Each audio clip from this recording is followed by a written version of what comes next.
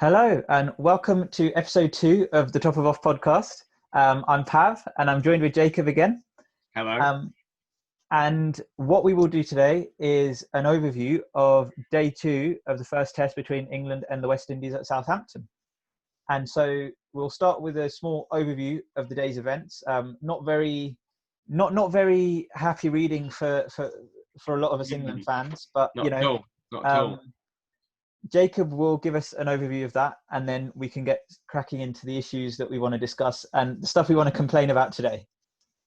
Okay, so the day began with, after a washout really yesterday, Burns and Denley at the crease for England after Sibley yesterday got out for a duck. We got off to a pretty good start, England that being. Burns and Denley seemed like they might hold up for a while. Then Denley was the first to go, his wicket falling at 48 for 2, him going for 18, bowled by Shannon Gabriel, I believe. Then, in a classic sense of irony, just after we talked about the rebuilding of the England top order, we lost the next 4 wickets for, I think, just under 40 runs, with Burns, Crawley, Pope all going within the space of about 15 overs. Stokes and Butler managed to hold up the West Indies attack for a while, but ultimately Stokes was dismissed at 154 for 6 off a beautiful delivery from Jason Holder, the world's number 1 all-rounder, getting the world's number 2. That must have felt nice. So Stokes went top scoring for 43. Butler soon followed at 157 for 7. Him being out with a score of 35. Archer then went for a duck, and then a nice little cameo came in from Dominic Bess, who outlasted both Wood, who went for 5, and Anderson, who was bowled by Gabriel for 10, to finish 31 not out and England 204 all out. This left England with just the evening session to try and make an impact with the West Indies. 1 wicket going down, Anderson trapping Campbell, LBW for 28 after 2 previous unsuccessful LBW shouts. But the West Indies lasted through until bad light stop play, with Brathwaite and Shea Hope remaining unbeaten at close. Brathwaite on 20, Hope on 3. So that is day 2 of the first test of West Indies England. Yep. Not very good listening for England fans. Not really. West Indies well on top after day 2, I'd say. But there was some slight bright news in the sense of Rory Burns. As we mentioned yesterday, he scored that 1 run which we needed to, and he is now the first England opener, batting as an opener, to score 1,000 runs. This is since Alistair Cook in 2007.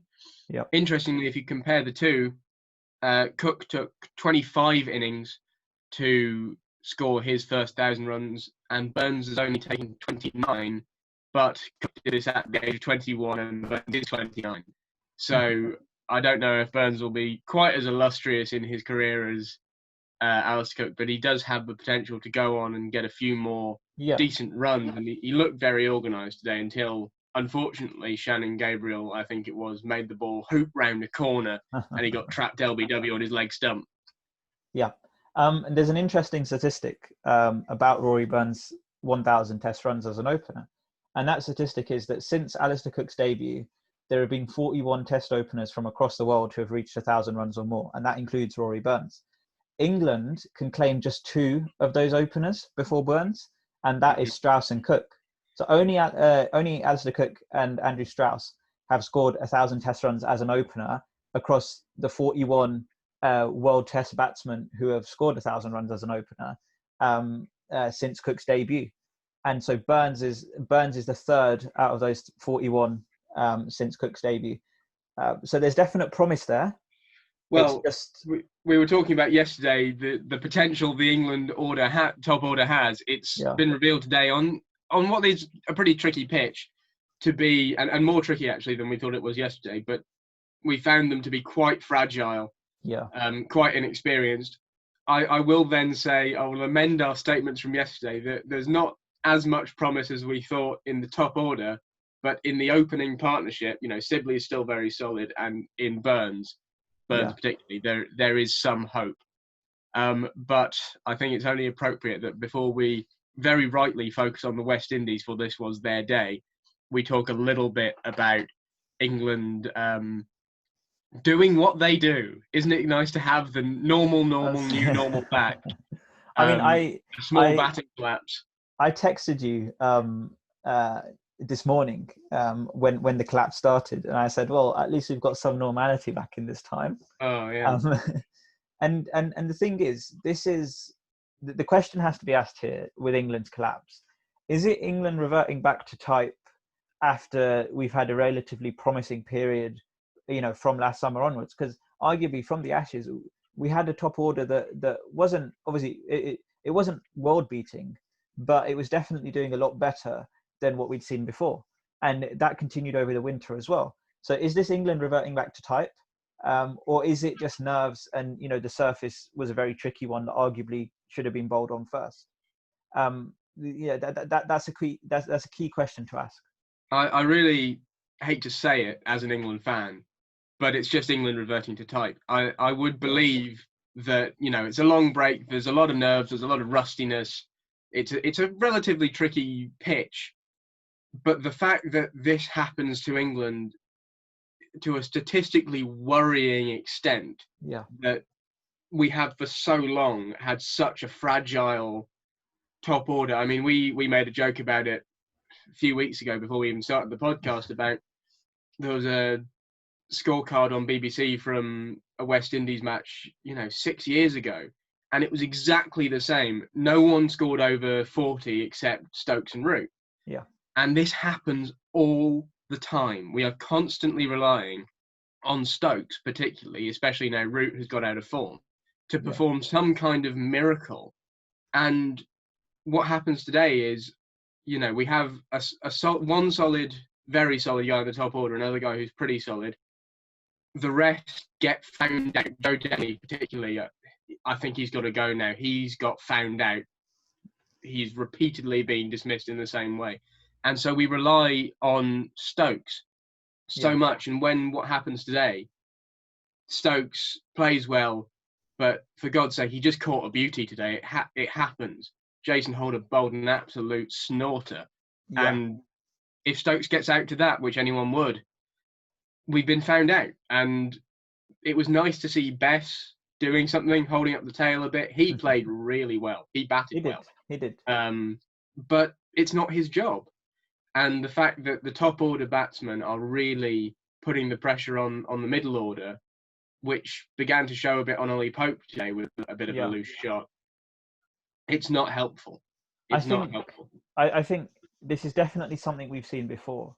And for so long, and it's become something that is recurring now, that we rely on the middle order. So Stokes and Buttler today, and Pope as well.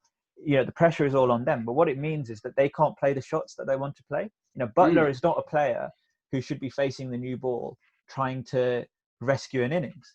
Buttler is a sort of player who is best coming in to make a quick 50 when the ball is old, when the ball isn't doing as much, to just smack the ball around and play the shots that we know he can play. And he, arguably he hasn't made many big scores in Test cricket recently. There is a lot of question about his place in the team, but a lot of that isn't helped by his teammates. They should be doing more than they should be doing more than they are, and that really is having a negative effect on his ability to make big scores. And Buttler has a lot of potential. And it's the same with Stokes. We saw Headingley last summer. Stokes is a world-class player. Arguably, he's probably the only world-class player we have in our batting lineup at the moment. But he can't continually be rescuing these innings, and especially because he at the moment he has the added burden of the captaincy. And if after Root's time, if he gets that burden full time, then it's not going to be his job to hold up these innings. And this is something that we really have to sort out. And it's not a new issue. You know, I remember 2 years ago, and I remember the test against Pakistan in 2018. You know, the Lord's Test. It was the first time we'd lost the Lord's Test in 10 years or something like that. You know, the top order foul. It was 100 for 5, exactly like it was today. And we had people say, you know, and we were saying, oh well, you know, we'll have to rely on Sam Curran to build up the innings, and he did. He played a fine innings then, and it really did help us. And obviously, we still lost the game, but we didn't lose it by as much as it was looking like we would.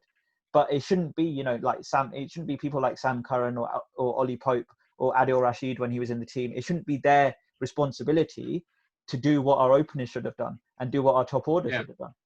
And I think there's such a telling statistic, which is until we went to South Africa last year, and I think we only did it once or twice in South Africa on pretty friendly batting pitches, we hadn't, as a team, got over 400 in innings in 3 years. Yeah. It's 2017. It's really, and this today's surface really isn't a 400 plus pitch. Yeah.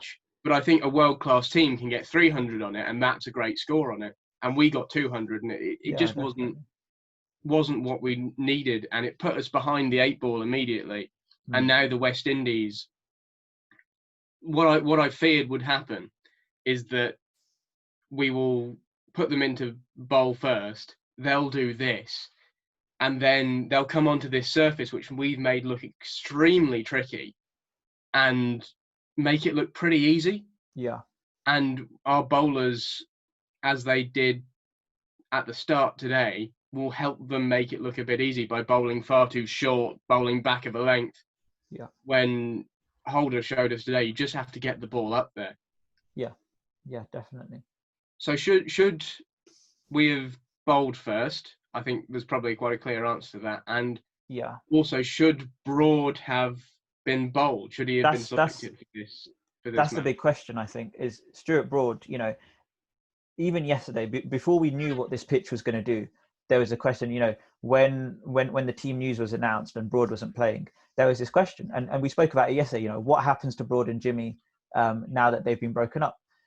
But the fact is, Stuart Broad, you know, is very much in the mould of Jason Holder. And he would have been spectacular on these conditions, I think. Obviously, we don't know. It's all speculation. But at the same time, you know, if Jason Holder was able to do so well and he presents the seam just like Stuart Broad does, then why did we not play him? And these conditions, you know, obviously, Stuart Broad tweeted himself about midday today, you know, when the question started about should Broad have come in, you know, because he was watching the game. And he tweeted that it was absolutely the right decision to bat first yesterday. And the quote that he used is, "You can't tell what lunchtime on day 2 is going to be like when you've just won the toss on day 1." However, he definitely, you know, Stokes definitely, and the England team as a whole definitely should have known, you know, and had the tactical acumen to think that, well, actually, maybe it's worth us having a bowl first. You know, we know what these conditions are like. We know when it's cloudy and overcast. We know what Jimmy can do as well. And so maybe that decision should have been there. And obviously, to think that things would have been different is speculation, because the West Indies have batted quite well as well. But at the same time, it's definitely something we need to ask, and it's definitely a question that needs to come up, especially after this game. I think it was quite telling that Jason Holder, maybe it's a bit of mind games, maybe it's the benefit of hindsight, but in the post-match interview, he said he would never have batted first. It doesn't matter what the surface was like. He saw the overheads, he wanted to bowl. And I think all the bowlers in the England camp were quite keen to bowl as well.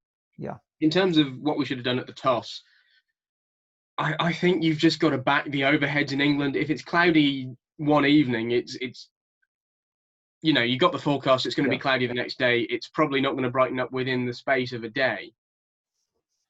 Bowl first, trust the overheads in England, because they do make a difference.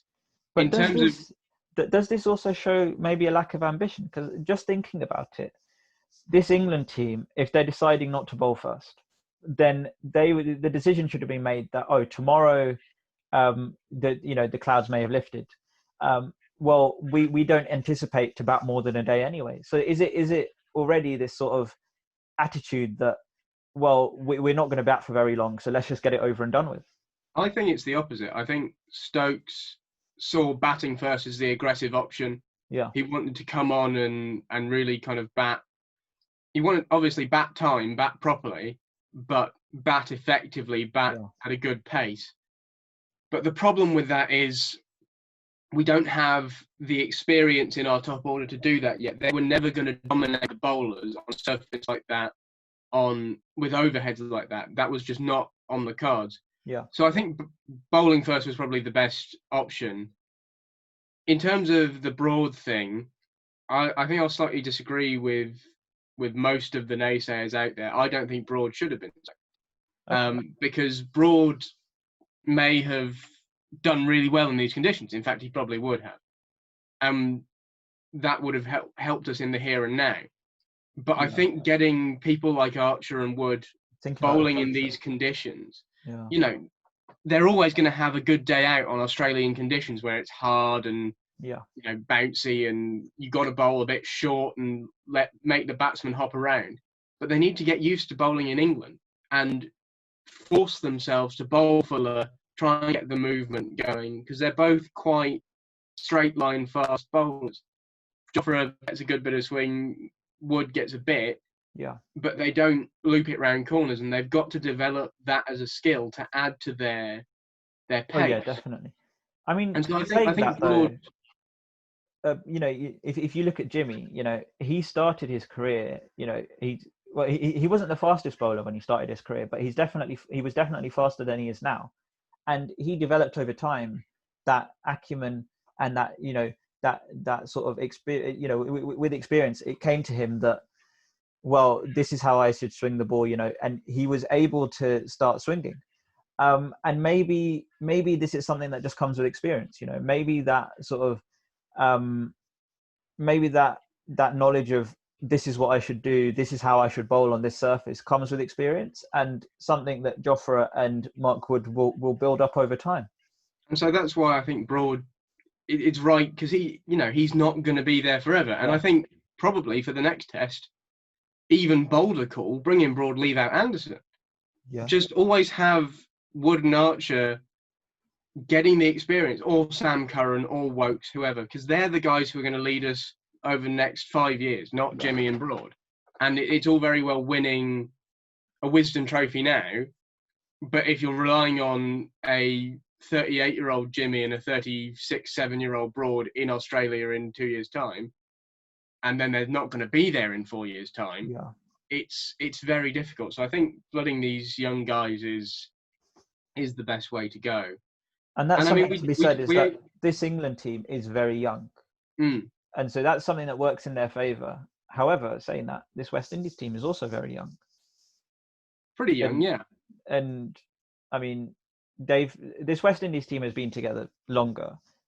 But also, there is this sort of tactical inexperience that we saw from England today, I think. Well, on the subject of the West Indies team, let's pivot to them, because this was really their day.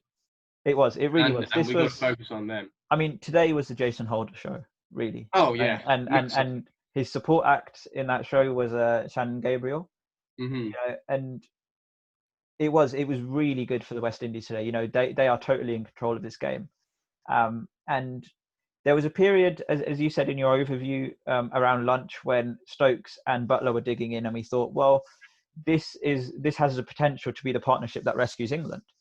And that was also compounded by the fact that that the West Indies picked up, dropped all these catches. You know, there was 4 or 5 catches that they dropped, and the feeling was, and I remember texting you about this as well, the feeling was that, well, as long as the West Indies continue to field like this, Stokes and Buttler can go on.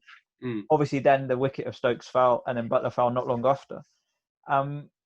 But overall, you know, those were two. You know, I would say that if I was nitpicking, you know, overall, it's been a really good day for the West Indies.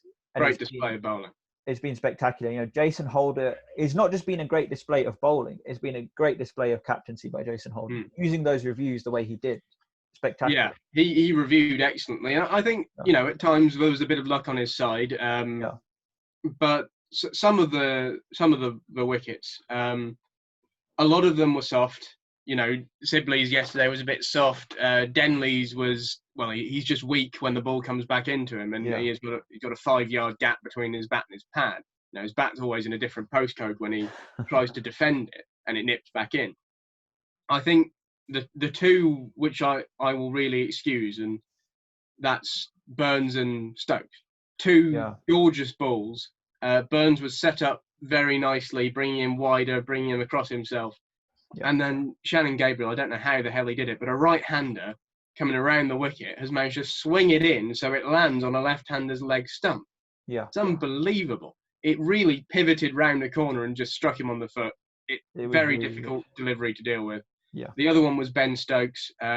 Holder's delivery to him. Absolute clinic today put on by Jason Holder. Yeah.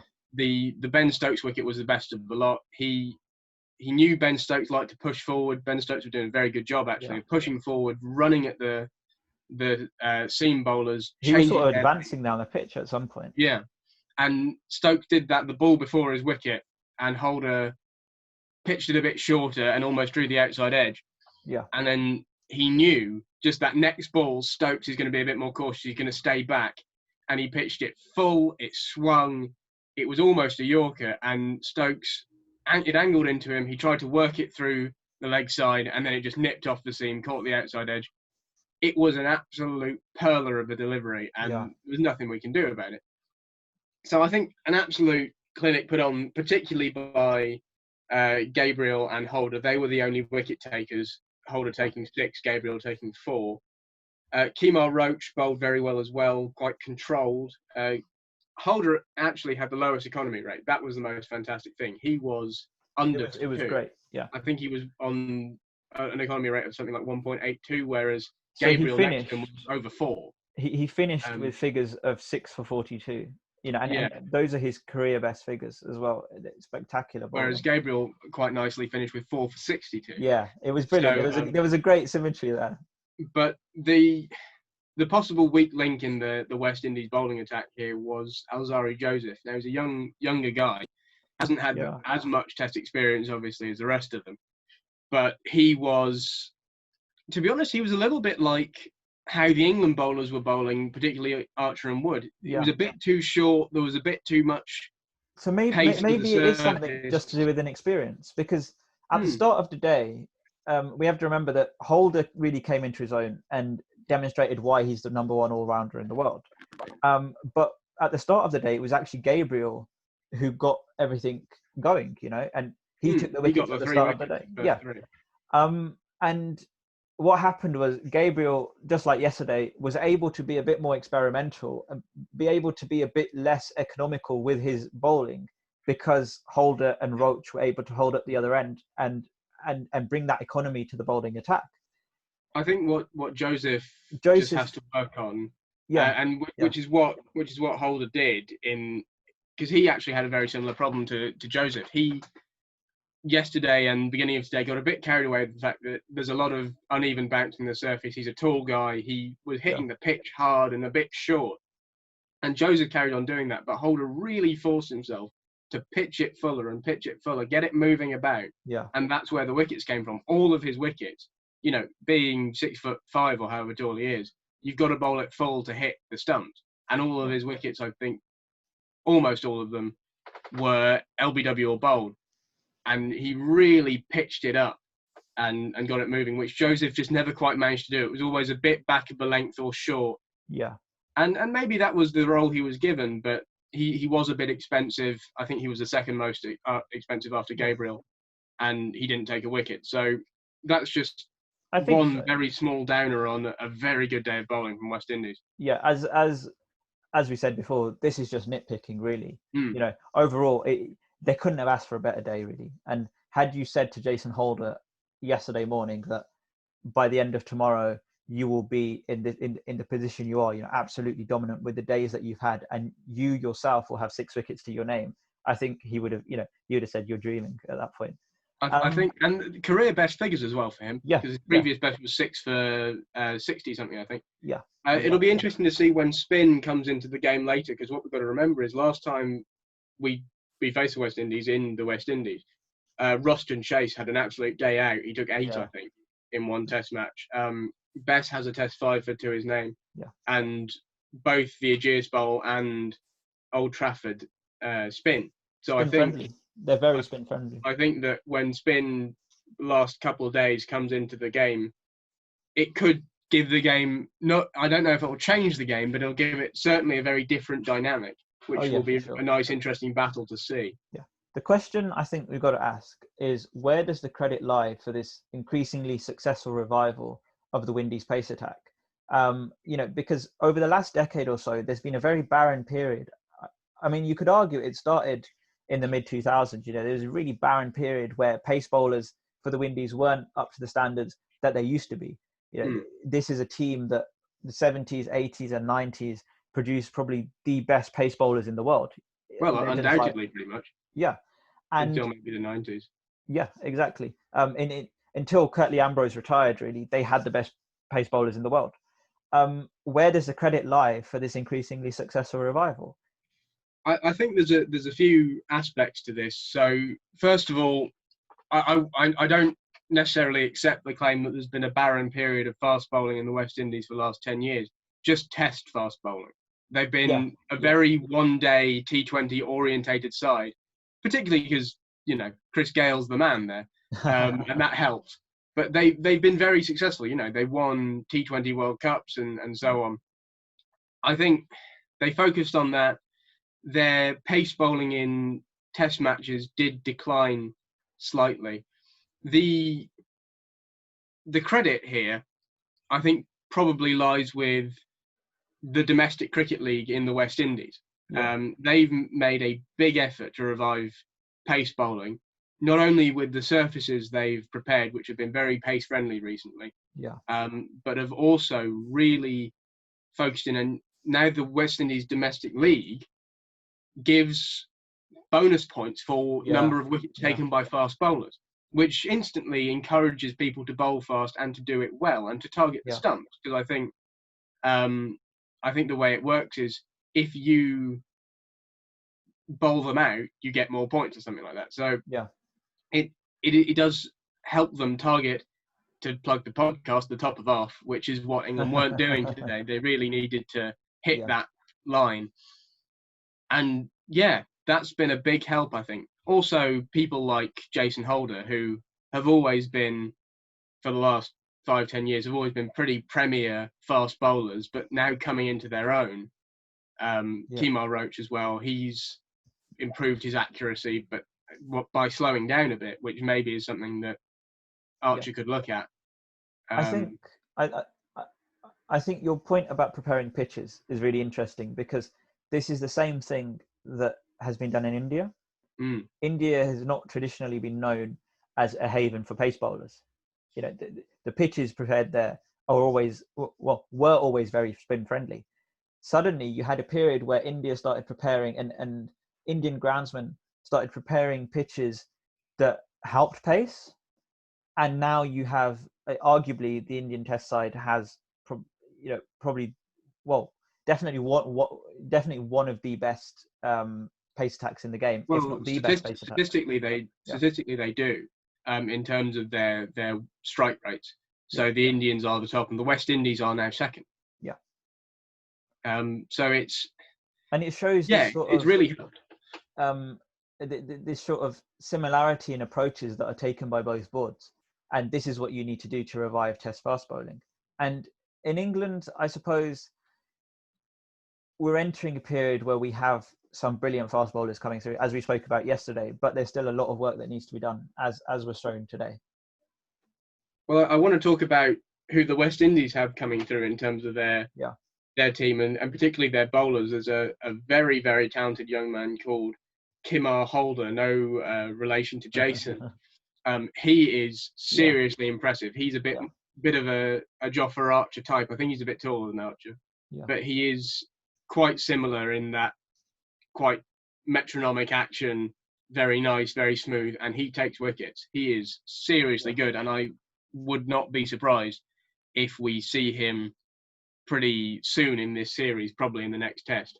Yeah. Because he is possibly replacing Alzari Joseph, because he's very good. And if you're keeping someone like O'Shane Thomas or Sheldon Cottrell out the team, who are pretty proven West Indian fast bowlers, he's really doing well. He is, yeah. It's very true.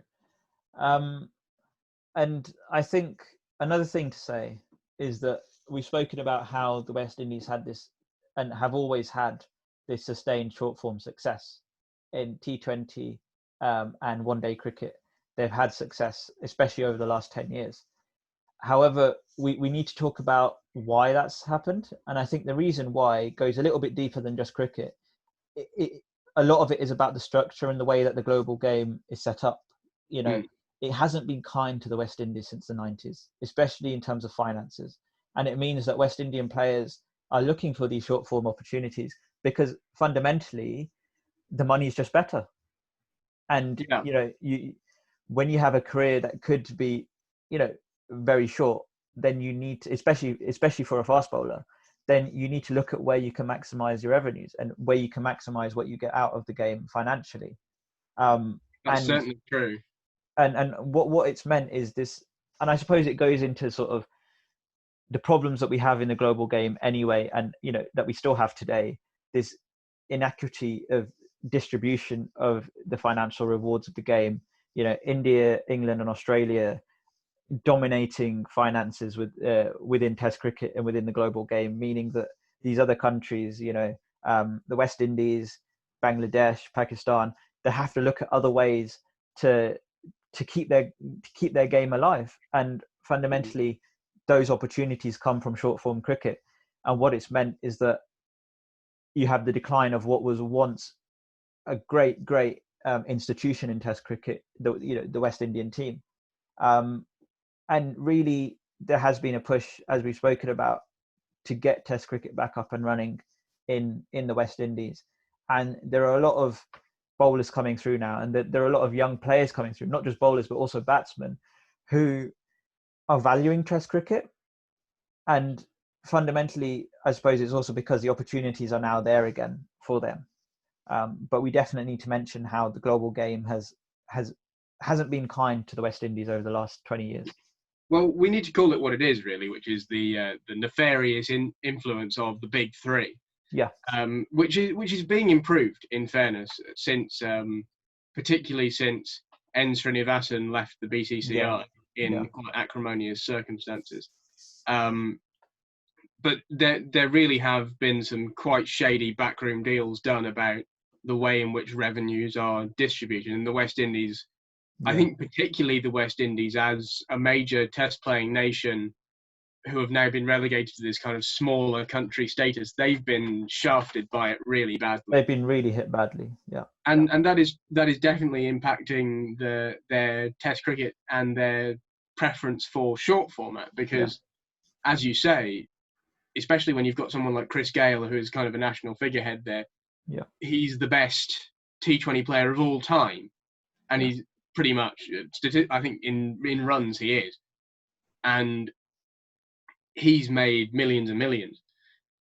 And if you go into Test cricket, you're just not going to get that. And I think if you're while obviously you have a great love for the game, if you've got to think, well, how do I best provide for my family?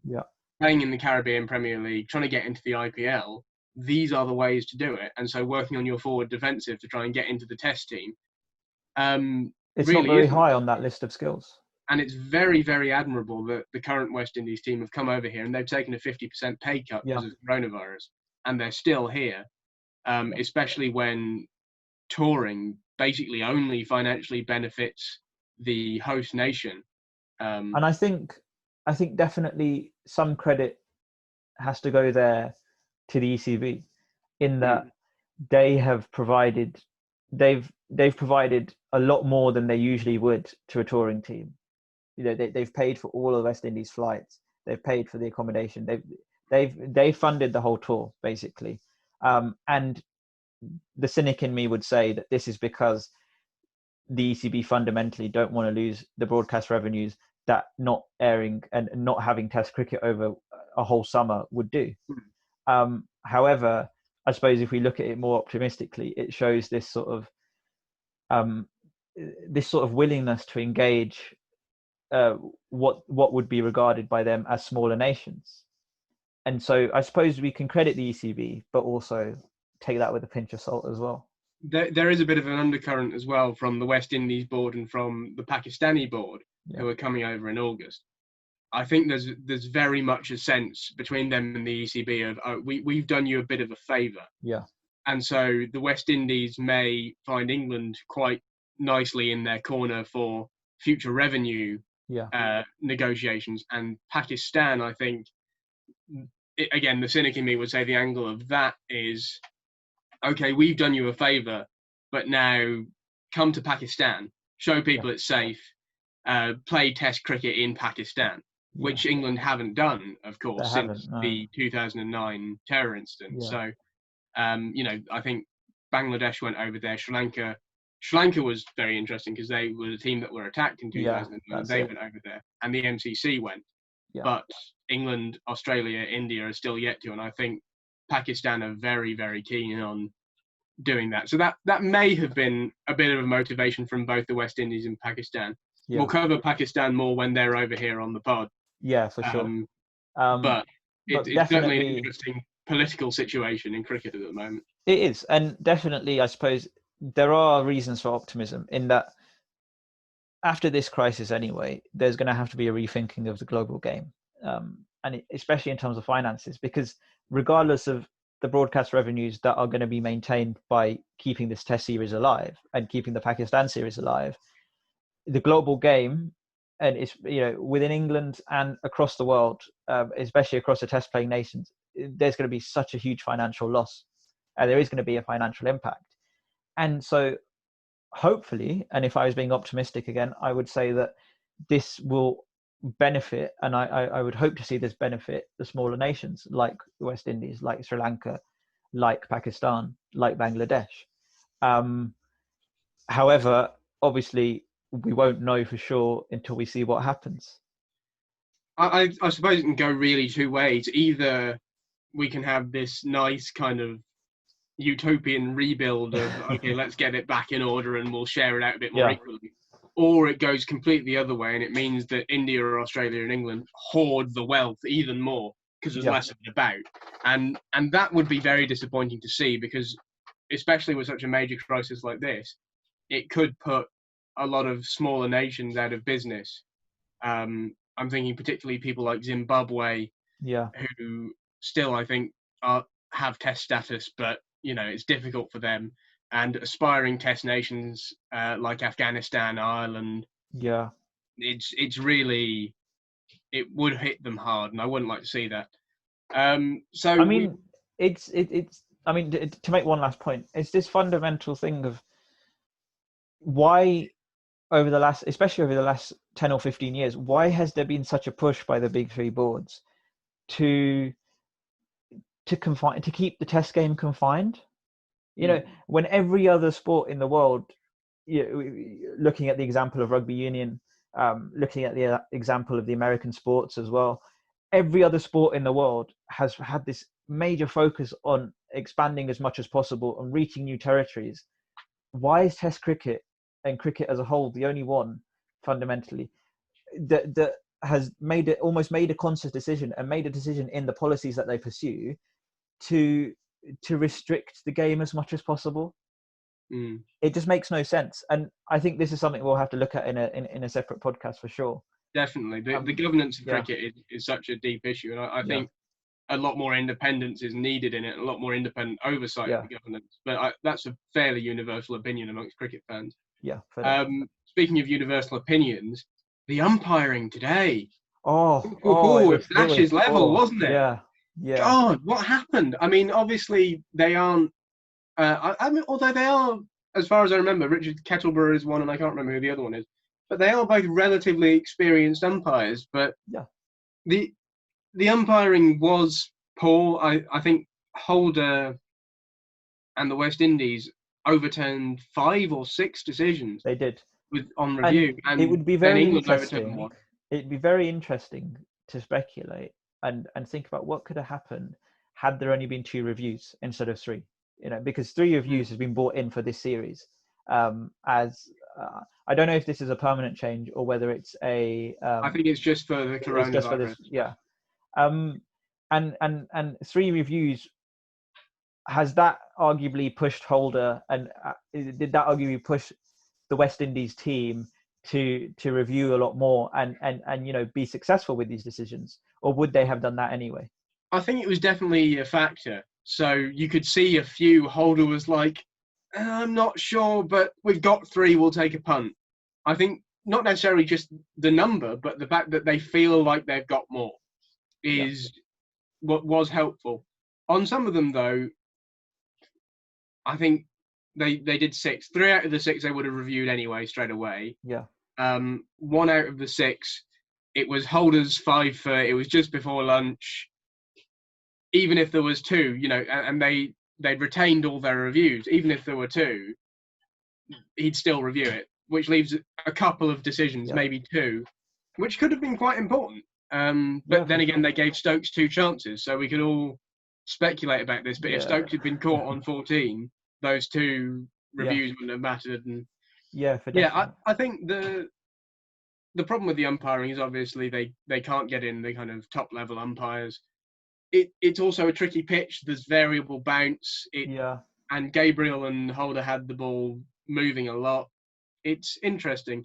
I was, again, steaming. I was absolutely steaming to see Jimmy Anderson denied a wicket which was going to obliterate off stump because it was pitched outside leg. I have this feeling that this is going to be a recurrent theme from you here, complaining about LBW. It's my big campaign at the top of our pod. So we're going to our theme that we try and change. But we're going to take this to the ICC and get them to change LBW laws just because we say so. Two blokes complaining about it. That's what's going to change it.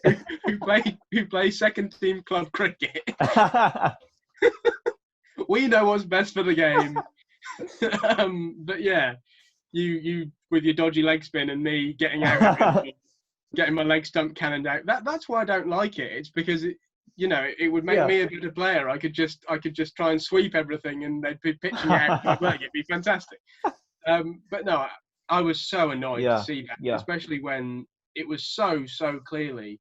And it was about, our listeners can't see this, but it was about that much. I'm holding up about half an inch. It was a tiny amount. Outside the line of leg stump. And I think it should be out. The other thing to say is this goes back to the umpiring issue again. The West Indies, they weren't just denied decisions, and decisions didn't just go against them when they were bowling, when they were batting as well. That first who was it? When Campbell was given out, and then they reviewed and it was not out. This was a decision that went against them when they were batting as well. That was difficult though. It was only going over by about a centimetre. Right, hang on. Sorry for our listeners, for our viewers. I'm just going to turn the light on because it's getting a bit dark. There we go. I'm illuminated. Our listeners, you have no idea what just happened. I'm sorry about that. But yeah, the umpiring today, it was a mixture of poorer umpiring, possibly a bit of rust as well. Obviously, they haven't umpired for a while. Yeah, that's true. And then just the fact that the pitch was so variable, so tricky. But it was, if you just look at the final result, the umpiring seemed pretty shoddy. It did. And this was something that I think will be, I hope not, but I anticipate this will be recurring at least in this test match, if not through the series. I hope it's not through the series, but during this test, I think it will be something that's recurring. It depends on the pitch as well. I think Old Trafford. Yeah. It's usually a bit springier and bouncier, but not so variable. So yeah, that's true. We'll see. We just have no idea what happens. Let's see. I mean, we can only speculate. That's what we do best. That's basically the motto of the podcast. We can only speculate. We should put that on the marketing stuff. I was going to say, we need to go back to Jason Holder. Hmm. Today was the Jason Holder show. We need to talk about how important is he for this West Indies team. Well, I think today we should rename this the Jason Holder Show, because A, it might get people to think he's on it, so they might listen, and B, just in honour, because it was a stunning performance today from Jason Holder. It was really a very was. rare, It was really good. very rare performance of fast bowling. It was fantastic, and he is so central to this West Indies team, especially. He's the world's number one all rounder, and comparing him and Stokes today, he looks like he deserves it. Yeah. Especially being a leading wicket-taking bowler, which really gets his team going. And then considering, let's not forget, the West Indies also, while in comparison to our clown car, seem fine, they do have quite a fragile top order.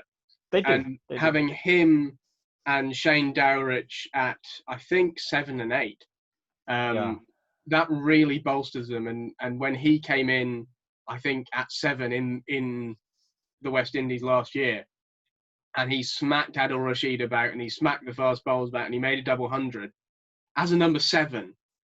That's a sort of X factor which great all-rounders bring to a team, and he wins matches. We always talk about Ben Stokes about this, but Jason Holder is quite sorely overlooked a lot of the time, but he is a match-winning player for the West Indies. He is a world-class player, and he is one of those few players who I think would walk into any test side on the planet. Absolutely. He would walk into any test side. I mean, Australia and India are top at the moment. He would walk into the Australian team. He's really, really good. Seriously good. And I know it sounds to our listeners like, we have a bit of a man crush on Jason Holder, but it's probably because we do. Yeah. He is 6'5" of pure perfection, but other than that, it's because he's a seriously good player. He is really good. And really that Holder Stokes battle today, it's going to be interesting to see this series as a whole. The world's number 1 all-rounder and the world's number 2 all-rounder go head-to-head. And both of them are both as captains. Both as captains, interestingly. Yeah, definitely. And today, I think we saw Jason Holder came out well on top. And, almost with 100% degree of certainty, he came out on top today. I think Holder as well, what he did really well, which obviously his bowling is the headline thing, but he captained so well. The reviews are one thing, but he rotated the bowlers really well. He kept the pressure on. He didn't over or under bowl himself. He bowled just long enough, and I think he bowled an over after he got his 6th, and his line started slipping a bit, and he was getting a bit searching for that 7th wicket, searching for the magic ball, and he recognised that immediately and took himself off and put Kemar Roach on, who was extremely consistent. And that is, I think we can't overstate this. That is such a hard thing to do, especially as a captain, to be able to back yourself at certain points and to be able to then say, well, actually, I think I will put someone else into the attack. And it was something that other great players, Freddie Flintoff did this a couple of times in the past as well. When he was captain of England, he was able to recognise when he was best used as a bowler and when he should rest himself. But sometimes he did over-bowl himself. And I think that's where Stokes might fall foul in this Test series, especially now England are behind. Yeah. Stokes, like Flintoff, is the sort of guy, he wants to do it himself. He's like, if it's not working, I'll sort it. Yeah. And I think he'll over-bowl himself, possibly, especially because he's so keen not to over-bowl Archer. Yeah. And I think, despite what we said before, I think Stokes has a chance to come back into this. He can, Stokes can turn anything around. We've seen that. He really But can. Holder at the moment is such quality, and I think he is winning that battle so far, and that must feel very good for him. Yep. And so if on the off chance that Jason Holder listens to our Pokey Little podcast, we'd like to invite you on, come and have a chat with us. Just in case in your biosecure environment you don't have a lot to do. I texted Joe Root. He's too busy with his child being born. He couldn't give us a time of day. Oh well. well. Well, you never know. Maybe. Congratulations to the Roots if you're listening. Um, so yeah, Holder definitely did a lot right today, and key is that recognition that he had, that captaincy, and it's because he has this experience of captaincy now, and he's really grown into the position. You know, arguably captaincy of a Test side, you know, will either it's one of two extremes. It will either elevate your game exponentially, or it will negatively affect it to the extent that it's really noticeable. And we've seen in the past, especially with England captains, Alistair Cook, it negatively affected his game. Joe Root, you can say that on the record that we have so far and the comparison that we have from when he's been captain to before he was captain, it has negatively affected his game again. Well, his average has got down noticeably. Yeah, that's it. And so Jason Holder is one of those rare examples where the captaincy fits really well and it's really elevated his game. I think if we look around the world, Tim Payne's actually another one. I don't know necessarily about his batting statistics, but just his review fiasco at Headingley aside, just the way he leads his team has really helped him and got him in the Test side, to be honest, because he wasn't in it, and then he wasn't in it before. Captain all of a sudden. And then he was added. It was an 8-year break. He got added and suddenly became captain. And it's made him a better player. But yes. So the question is, we've run through the day quite well. Yeah, we have. The question I wanted to ask you is, you know, after the Holder Stokes battle, after everything the Windies did right, after England's collapse, are the West Indies the favourites to win this game now? I think you have to say yes right now. Percentage? Barring, sorry? Percentage? Oh, God, that's a tricky one. I've got to give myself room in this post-Headingley world. I think I'll have to say at the moment, 75%. 75%, yeah. That will probably grow exponentially tomorrow. Yeah. But they're in a great position, and failing an English proportion batting collapse, they're in a fantastic position to win the game, and they've set themselves up really well. Yeah. So I think definitely the West Indies are favourites, but it's not out of sight for England. England can come back. They can bring this back, and obviously the thing that will be giving them heart tonight will be that there's that sort of thought that, well, the West Indies are the ones who will have to bat second, and they'll have to bat last. And on a surface, hopefully, if their hunches are correct, on a surface that will hopefully be very conducive to spin, if they can get Don Bess on there with the West Indies batting second, trying to wrap up this game before the end of day 5, with that time pressure then added in, maybe they can, maybe they'll be able. Maybe there's a way forward for England to win. However, saying that, there's a lot of stuff that has to go their way. Firstly, they have to get West Indies out for, under 300 in this first innings. Then they have to, in their second innings, they have to bat to establish a serious lead, and and that's on a pitch that will be deteriorate. Whatever that word is. I feel like it's one of those pitches which can only get worse. Yeah. Or better, depending on your perspective and which way you're coming from it. Interestingly, we saw in the West Indies last year, Moeen was very effective. Yeah. And I think I haven't looked exactly at the statistics. Cool, we're all messing up our words now. But I think this West Indies team do have a slightly lower average against right arm off spin, which is why Jack Leach wasn't in, predominantly because they were quite good against left arm spin. That's it. And so I think this is possibly a little ray of hope for England. But it is the tiniest ray of hope. It is relatively small. Yeah. But I think there's it's not lost, but we're losing. It's really into the last chance saloon now. Okay, so star player and moment of the day.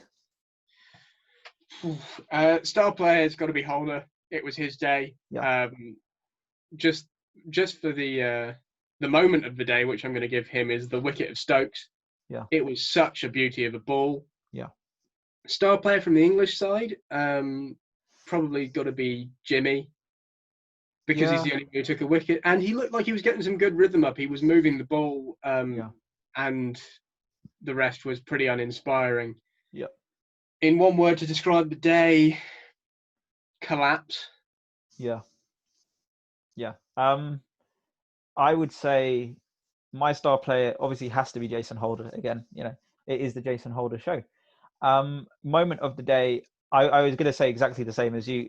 Ben Stokes' wicket is probably the most crucial part of today, and will probably turn out to be the most crucial part of this Test match if the West Indies win, because that's it.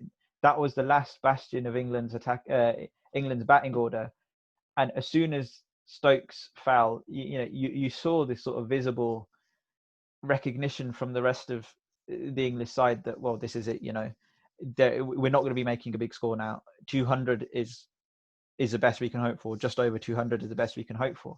Other than Dom Bess, the swashbuckling Dom Bess. Yeah, other than Dom Bess, but alas, that wasn't enough as well. I would say from the English side, Jimmy bowled well. I mean, Jimmy was the only one who took a wicket, as you said. But also, had we done this podcast at lunch on day 2, I would have said Joss Buttler potentially as star player, because he was playing some sumptuous shots, really nice shots, and then obviously he got out as well. But there was flashes of his potential there, and had there not been an opening order collapse, something that he could have shown even more of. But Jimmy has to be England's star player for today, and even that, there's no question that Jimmy is star player, but the gulf between his performance today and Jason Holder's performance is huge. It's rare we say someone out bowled Jimmy Anderson, and Jimmy didn't have that long, but Jason Holder really put on a show. He did. Your one word to describe the day? Spectacular, in the sense of Jason Holder. He was spectacular today. You've spoken about how poor England were with your word of the day. I'm going to go the other side and say Jason Holder was just simply spectacular today. Sublime is another word for that. Yeah. Fair enough. Okay, so let's see. Just before we finish, for our listeners, as many of you as there are. We've looked at the demographics. There's 7. You're all male, 18 to 22. I'm convinced and I'm convinced 2 of them are us. Yeah, two of them are definitely us. But there's 5 of you. On the off chance that someone like Jason Holder is listening today, but also to all of our other listeners who we value very much, we value just as much as Jason Holder, of course. We wanted to ask you, do you think it was a mistake by England to leave out Stuart Broad? And this is something we want you to get in touch with us. So you can get in touch with us on Twitter by using the hashtag TOOpod. And then you can get in touch with us via email as well. So you can email into us if you still live in 2005. Which we all do as England fans. And our email address is topofoffpodcast@gmail.com. So topofoffpodcast@gmail.com. And then for our Twitter hashtag, it's hashtag TOOpod. So get in touch with us. I think that's capital T, capital O, pod. Yeah. But yeah, definitely get in touch with us and let us know, do you think it was a mistake to leave out Stuart Broad? And if we do get any responses, then we'll read them out in tomorrow's episode. And at the start of tomorrow's episode, we'll give people a shout out and we'll read them out. We are also contactable on our Facebook page, on YouTube comments section. If you watch this, if you watch our beardy faces doing this thing, so just anything, any social media, comment, like, share, subscribe, and we'll read out your comments and your views on this question on the day 3 edition of the Top of Off Pod, West Indies England first test, day 3. Yeah. So that's all from us today. Thank you for listening. Thank you for giving us your time. Thank you very much. And from me and Jacob, this was the Jason Holder Show. No, it wasn't. It was a top of our Top of podcast. See you.